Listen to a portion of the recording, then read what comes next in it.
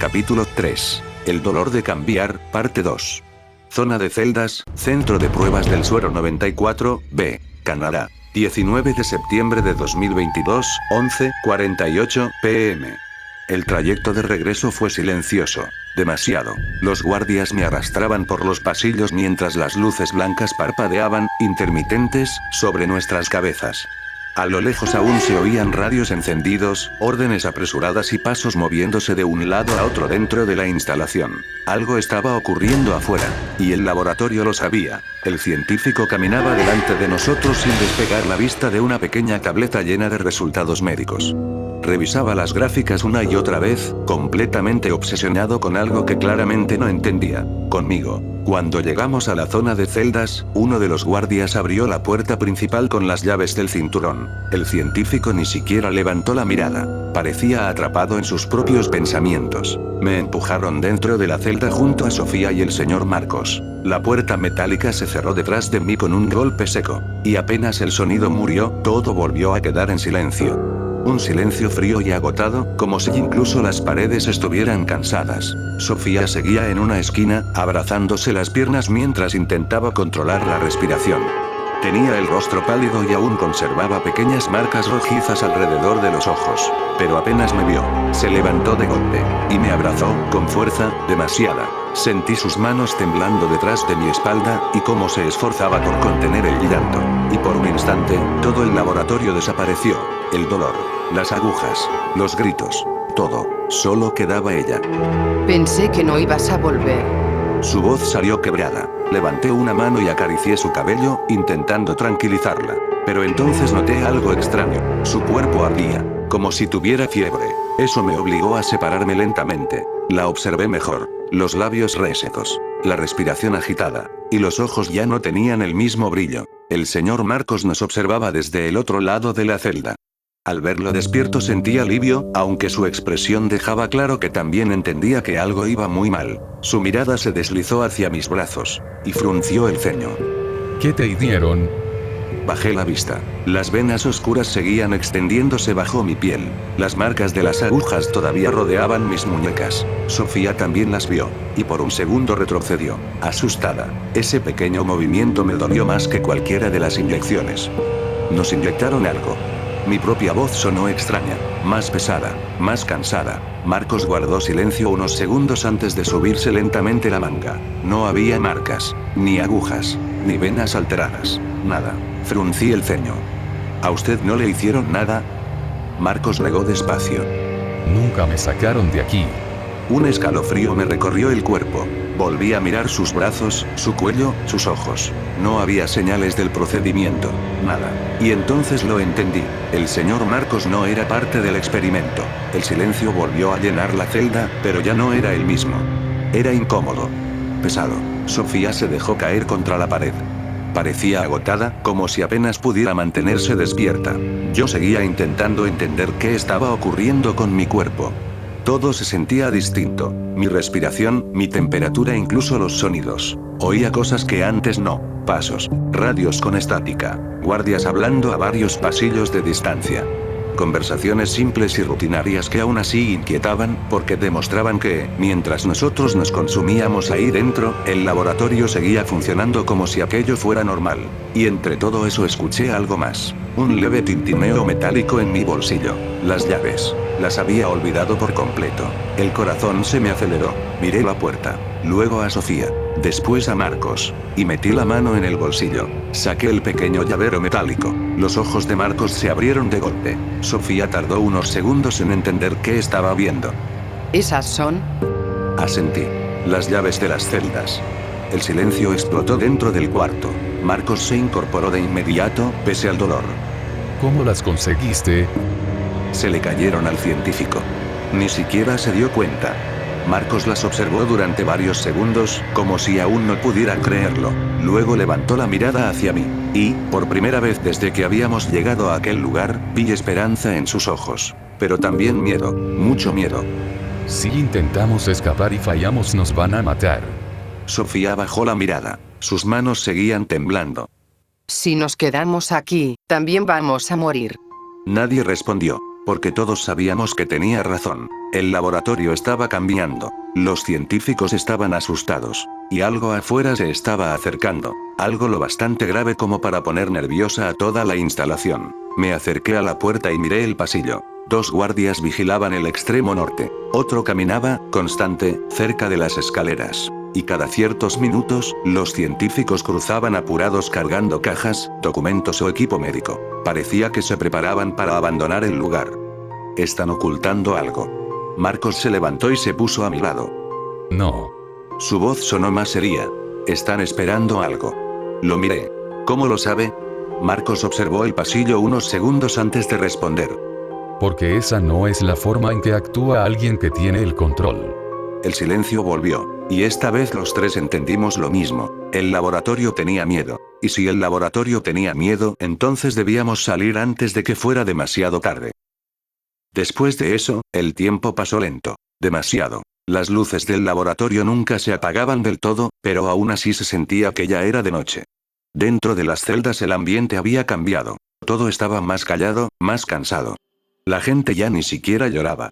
Ahora solo esperaba, aunque probablemente ni siquiera sabía qué. Yo seguía sentado junto a Sofía mientras Marcos vigilaba el pasillo principal.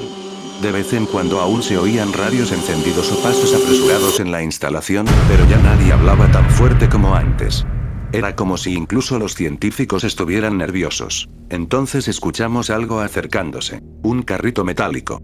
Las ruedas rechinaban sobre el suelo mientras 2 guardias aparecían al final del pasillo junto a un hombre de uniforme gris que empujaba varios recipientes de comida. La cena. El olor llegó antes. Una mezcla desagradable de sopa aguada y pan viejo. Los guardias empezaron a abrir algunas celdas para entregar recipientes metálicos a los prisioneros. Y por primera vez desde que llegamos ahí pude ver mejor cuántas personas seguían encerradas. Sentí un vacío horrible en el pecho. La mayoría eran del hospital. Pacientes, enfermeros y doctores que seguramente habían sido trasladados ahí tras el caos inicial. Algunos aún llevaban batas manchadas de sangre seca. Otros solo miraban el suelo, como si ya hubieran perdido por completo la esperanza. Incluso reconocí a una enfermera que ayudó a Sofía el día en que empezó a vomitar sangre. Ahora estaba en una esquina, abrazándose el estómago y mirando el piso, completamente ida. También había gente que no reconocía. Un hombre mayor con una venda cubriéndole parte del cuello, una mujer joven que no dejaba de rascarse los brazos hasta hacerse sangrar, y un chico, probablemente menor que yo, mirando fijamente una pared como si estuviera desconectado del mundo. Había más celdas, más personas. Demasiadas. Era como si el hospital entero estuviera atrapado ahí abajo. Pero mientras recorría una celda tras otra con la mirada me di cuenta de algo. Mi hermana no estaba. Se me detuvo la respiración un instante y la busqué otra vez entre los rostros. Una vez. 2. 3. Nada. No estaba. Eso debía alegrarme. No. Pero no lo hizo. Porque en ese lugar desaparecer podía ser peor. Uno de los guardias abrió nuestra celda y dejó varios recipientes metálicos dentro antes de volver a cerrar. Nadie dijo nada. Ni siquiera ellos. Tomé la bandeja más cercana. El metal estaba tibio. Empecé a repartir la comida entre todos en la celda. Primero Sofía, luego Marcos, después la enfermera y, al final, las demás personas que compartían el cuarto con nosotros. Nadie tenía hambre. Pero todos comían. Porque el miedo cansa. Y sobrevivir también. Cuando terminé, volví junto a Sofía y me senté a su lado. Ella apenas había probado la sopa. Se veía agotada. Las manos le temblaban cada vez que intentaba sostener la cuchara. Deberías comer un poco más, murmuré. Sofía soltó una risa cansada. Tú también te ves horrible.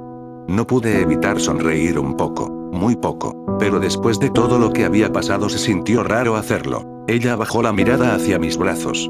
Las venas oscuras seguían extendiéndose bajo mi piel. ¿Todavía duele? Preguntó en voz baja. Guardé silencio. Sí, no quería mentirle. Dolía. Todo dolía. El cuerpo, la cabeza, incluso respirar. Sofía miró la sopa unos segundos antes de hablar de nuevo. Cuando estábamos en el hospital pensé que ibas a dejarme ahí. La miré de inmediato.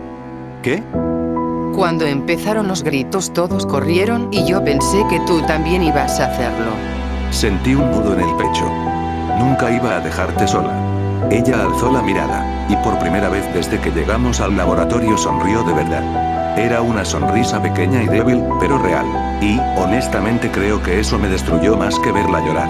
Porque por un instante volvió a aparecer la Sofía de antes. Antes de la sangre, antes del laboratorio, antes del miedo. Marcos observó la escena desde el otro lado de la celda sin decir nada. Era difícil leerle el rostro, pero había algo extraño en la forma en que miraba a Sofía. Algo distante. Como si verla ahí le incomodara. O le recordara algo que preferiría olvidar. Desvió la mirada casi de inmediato. Cada vez pasan menos enfermeros y más militares. Murmuró. Levanté la cabeza. ¿Qué quiere decir? Marcos tardó unos segundos en responder. Que probablemente ya no piensan quedarse mucho tiempo aquí. El silencio cayó sobre nosotros otra vez, pero esta vez fue distinto. Más pesado, más real. Sofía apoyó la cabeza en mi hombro.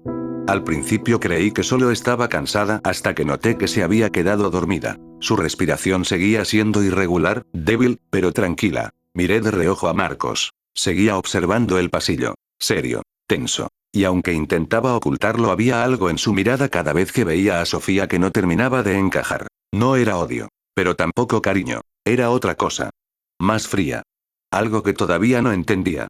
Y nunca he podido entender, es simplemente extraño el cómo veía a su propia hija desde que los conozco. Y mientras volvía a mirar las celdas llenas de gente agotada entendía algo. Si esperábamos demasiado, íbamos a terminar igual que todos los demás.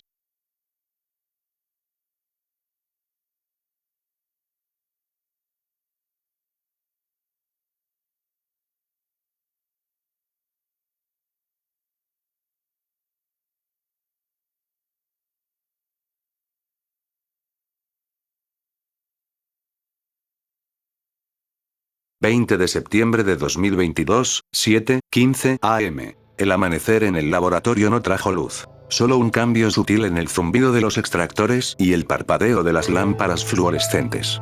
Desperté con una punzada brutal en los ojos.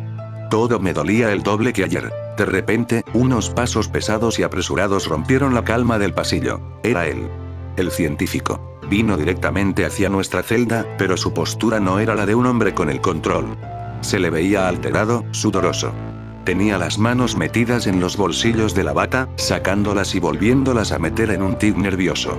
Se detuvo frente a los barrotes, respirando de forma agitada, y clavó sus ojos directamente en mí. ¿Dónde están? Soltó sin preámbulos, con una voz cargada de veneno. Me incorporé despacio, usando la pared como apoyo para que no notara el temblor de mis piernas. ¿De qué está hablando? Respondí, intentando imitar su tono frío. Sabes perfectamente de qué hablo, mocoso. Mis llaves de acceso general. Ayer por la tarde las tenía en el quirófano antes de que tú tuvieras tu estúpido ataque de rabia. Nadie más entró a esa sala. Sofía se despertó por los gritos, sobresaltada. Se puso de pie con dificultad, colocándose a mi lado mientras se abrazaba el estómago. Déjalo en paz. Él apenas podía moverse ayer, ¿cómo demonios se las pudo haber llevado? Gritó ella, con la voz quebrada por la enfermedad pero llena de rabia.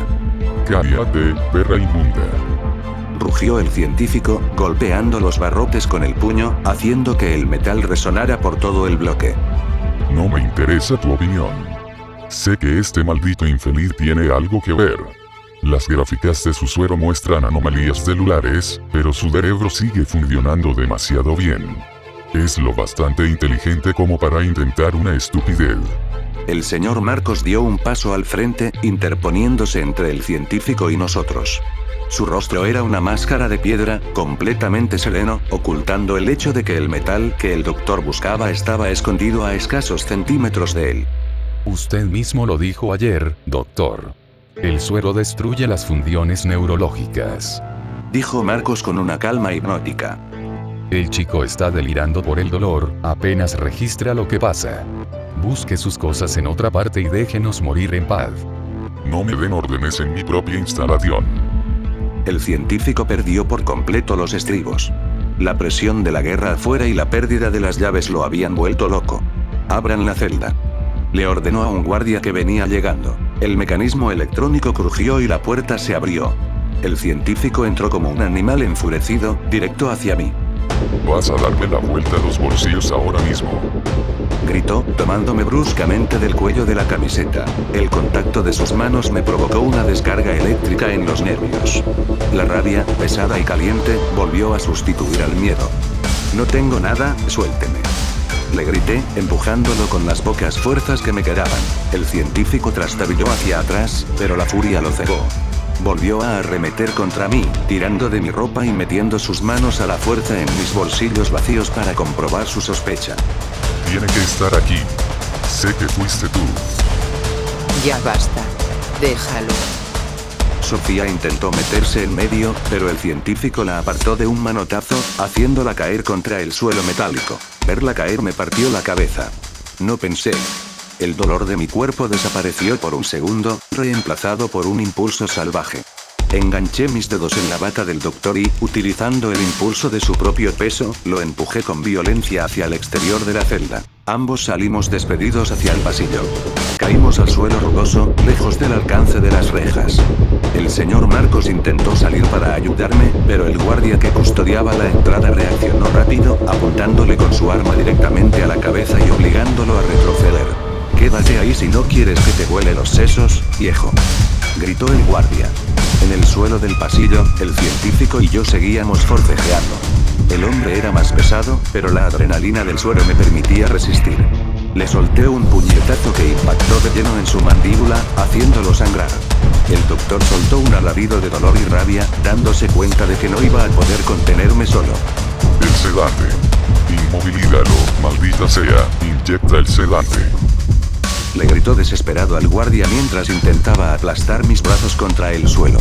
El guardia se acercó rápidamente por detrás.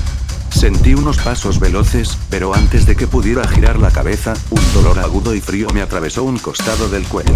Una jeringa neumática. No. El grito de Sofía desde el interior de la celda fue lo último que escuché con claridad. El líquido transparente entró a presión en mi torrente sanguíneo. El efecto fue inmediato y devastador. No era como el dolor del suero. Esto era una ola de plomo que apagaba mis músculos uno por uno.